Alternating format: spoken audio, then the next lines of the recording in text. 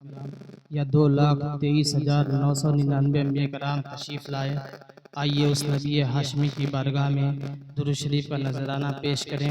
پڑھیں بآواز بلند: اللہ رب محمد صلی اللہ علیہ وسلم تسلیما، صلاۃ و سلام علیک یا رسول اللہ، صلاۃ و سلام علیک یا حبیب اللہ صلی اللہ تعالی علیہ وسلم۔ ہم لوگ درود شریف تو پڑھتے ہیں لیکن پتہ نہیں درود شریف سے کیا ہوتا ہے۔ علماء کرام بیان کرتے ہیں درود شریف سے فرشتے پیدا ہوتے ہیں۔ اگر آپ ایک مرتبہ درود شریف پڑھیں گے تو اس کے عوض اس کے صدقے میں ایک فرشتہ پیدا ہوگا۔ شاعر کہتا ہے پڑھو درود تو کیسے آئے گا شیطان، پڑھو درود تو کیسے آئے گا شیطان، نبی کا ذکر کرو بھاگ جائے گا شیطان۔ پڑھو درود تو کیسے آئے گا شیطان، نبی کا ذکر کرو بھاگ جائے گا شیطان۔ اگر تم لے لیے کبھی نام مدینہ شریف کا، اگر تم لے لیے کبھی نام بریلی شریف کا، تو پہلے گھورے گا پھر کاٹ کھائے گا شیطان۔ الحمدللہ رب العالمین والصلاة والسلام علی سید المرسلین وعلی آلہ واصحابہ اجمعین، اما بعد۔ قال اللہ تعالی فی القرآن المجید: اعوذ باللہ من الشیطان الرجیم، بسم اللہ الرحمن الرحیم۔ لقد من اللہ علی المؤمنین اذ بعث فیہم رسولا، صدق اللہ مولانا العظیم وصدق رسولہ النبی الکریم، ونحن علی ذلک لمن الشاہدین والشاکرین والحمد للہ رب العالمین۔ شاعر کہتا ہے محبوب کو دیکھنا محبت کی شرط نہیں ہوتی، محبوب کو دیکھنا محبت کی شرط نہیں ہوتی۔ کوئی بن دیکھے ویس کرنی رضی اللہ تعالیٰ عنہ بن جاتا ہے، اور کوئی پاس رہ کر بھی ابو جہلی رہتا ہے۔ تو محبت ہو تو دل سے ہو۔ آج میں حضرت عمر رضی اللہ تعالیٰ عنہ کی شان بیان کروں گا۔ کون عمر؟ آئیے ذرا عمر کے بارے میں سنتے ہیں۔ حضرت عمر رضی اللہ تعالیٰ عنہ حضرت حذیفہ رضی اللہ تعالیٰ عنہ کے پاس تشریف لے جاتے ہیں۔ غالباً رات کے 1 یا 2 بج رہے ہیں۔ حضرت حذیفہ رضی اللہ تعالیٰ عنہ جب عمر کو دیکھتے ہیں تو سلام کرتے ہیں۔ عمر جواب دیتے ہیں اور حذیفہ پوچھتے ہیں اے عمر آپ کہتے تو غلام حاضر ہو جاتا۔ حضرت عمر رضی اللہ تعالیٰ عنہ کہنے لگے اے حذیفہ بتا میرے آقا تجھ سے راز کی بات کیا کرتے تھے۔ میرے آقا نے یہ تو نہیں نہ کہا کہ عمر منافق ہے، عمر جہنم میں جائے گا۔ حضرت عمر کھڑے ہو گئے۔ حضرت عمر کی بات سن کر حضرت حذیفہ حیران و پریشان ہو گئے اور کھڑے ہو گئے اور کہنے لگے آقا نہیں میں یہ تو نہیں سنا ہوں، ہاں میں یہ ضرور سنا ہوں۔ اگر میرے بعد کوئی نبی ہوتا تو عمر بن خطاب ہوتے، اور میں یہ ضرور سنا ہوں کہ 950 سال اگر عمر کی شان فرشتے جبریل عمر کی شان بیان کریں 950 سال پھر بھی میرے عمر کی شان بیان نہیں کر سکتے مسلمانوں۔ اور حضرت حذیفہ کہنے لگے اے عمر سنو، اور میں نے یہ بھی سنا ہے اگر جس راستے سے عمر گزرتا ہے اگر اس راستے پہ شیطان آئے تو شیطان اپنے راستے کو بدل لیتا ہے۔ یہ عمر کی شان ہے مسلمانوں۔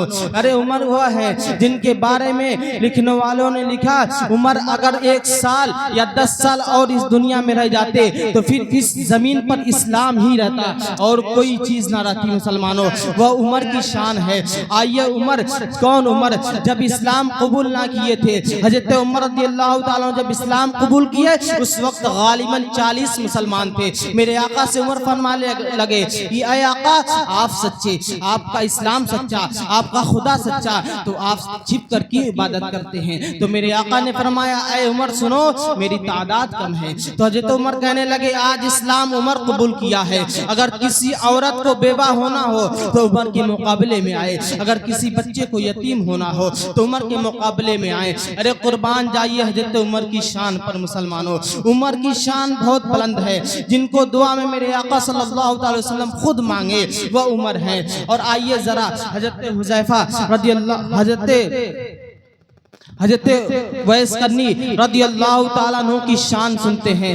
کون ویس؟ جن کے بارے میں میرے آقا نے بہت تعریف کی ہے۔ حضرت ویس کرنی رضی اللہ تعالیٰ عنہ نبی کا زمانہ پائے، آپ تابعی میں سب سے پہلے تابعی ہیں۔ نبی کا زمانہ پا کر میرے آقا کو دیکھ نہیں پائے، کیوں؟ کیونکہ ان کی ماں کی طبیعت خراب تھی۔ میرے آقا سے ملنے تو گئے، غالباً 2 مرتبہ تو گئے، لیکن ملاقات نہیں ہوئی۔ ایک مرتبہ گئے تو ان کی ماں کہیں کہ آپ کو 24 گھنٹے کا وقت دیا جاتا ہے، اور بتائیے قرن سے مدینہ شریف کا راستہ غالباً 2-3 دن کا ہے، لیکن اللہ اپنے نیک بندوں کے لیے زمین کو سمیٹ دیتا ہے۔ حضرت ویس کرنی رضی اللہ تعالیٰ عنہ جب جاتے ہیں مسجد نبوی میں تو پتہ چلتا ہے میرے آقا مسجد نبوی میں نہیں ہے، تو پوچھنے لگے میرے آقا کہاں ہیں؟ حضرت ویس پوچھنے لگے تو لوگوں نے بتایا کہ آپ چلے جائیے جس گھر کا پردہ گرا ہو اور اسی گھر میرے آقا تشریف ہوں گے۔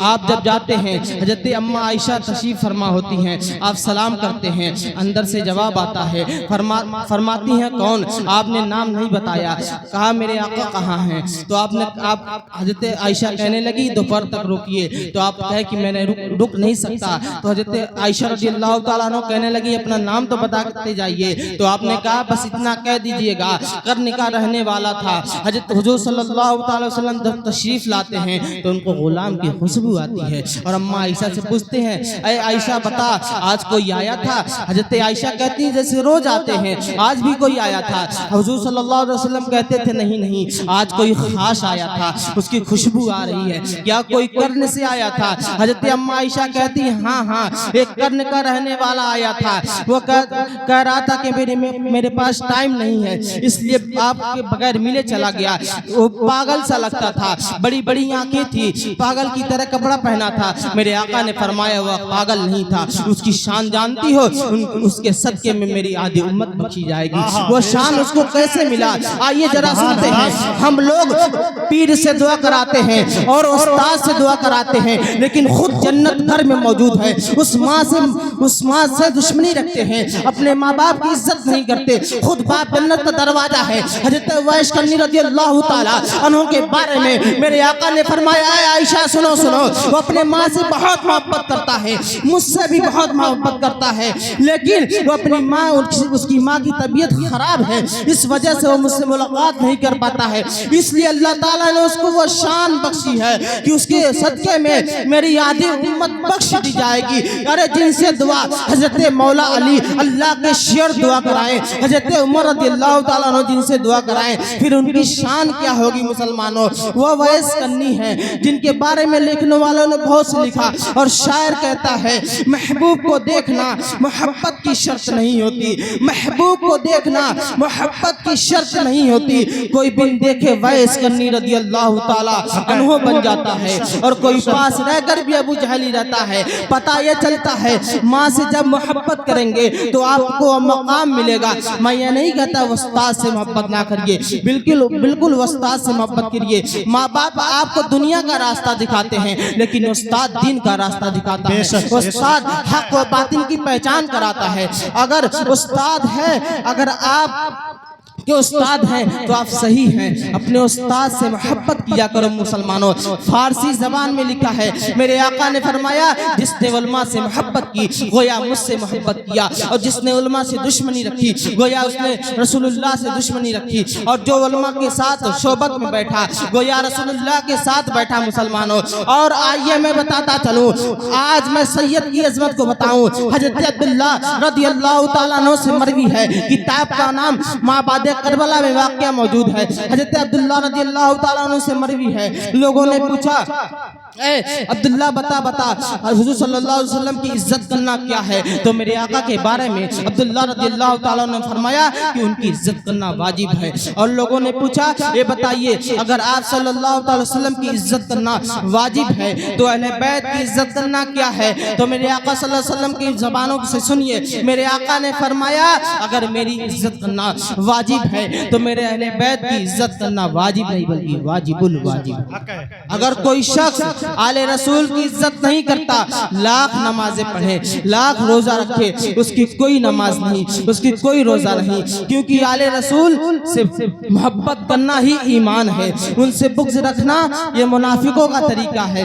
لوگ مسلمان آل رسول سے بغض رکھتے ہیں، حالانکہ ایسا نہیں کرنا چاہیے، اور عالم دین سے بغض نہیں رکھنا چاہیے۔ میرے آقا نے فرمایا سید کا اس وقت تک عزت کرو اگر وہ ایمان سے نکل بھی جائے تو اس کی تعظیم ضروری ہے، ہمیں اس کی تعظیم کرنا چاہیے۔ کیوں؟ کیونکہ وہ رسول اللہ صلی اللہ علیہ وسلم کے خاندان سے ہیں، وہ پاک لوگ ہیں۔ اس زمین پہ 5 ہی پاک ہیں، پنجتن۔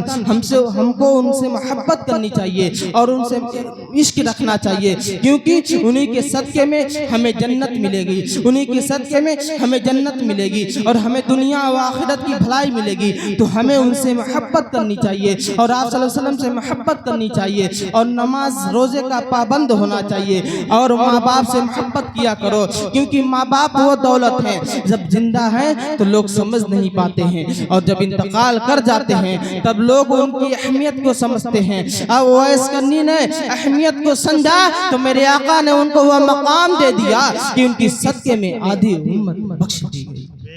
وہ وائس کرنی ہے۔ شاعر کہتا ہے جس کو بھی محمد کا وسیلہ نہیں ملتا وہ ان کے لیے شعر ہے جو بغیر چھت کے سیڑھی پہ چڑھنا چاہتے ہیں۔ شاعر کہتا ہے جس کو بھی محمد کا وسیلہ نہیں ملتا جنت تو بڑی چیز ہے رستہ نہیں ملتا، اور یہ آل محمد ہیں پوشاک پہ جن کی پیبند تو مل جاتے ہیں دھبا نہیں ملتا۔ اور شاعر کہتا ہے، کیا کہتا ہے سنو، جس دن سے ہے نہر پہ عباس کا قبضہ، جس دن سے ہے نہر پہ عباس کا قبضہ، بھوکے تو بہت ملتے ہیں مگر پیاسا نہیں ملتا۔ انشاءاللہ پھر موقع ملے گا تو آگے بات ہوگی۔ کہنے سننے میں کسی قسم کی غلطی بھول چوک کوتاہی ہوئی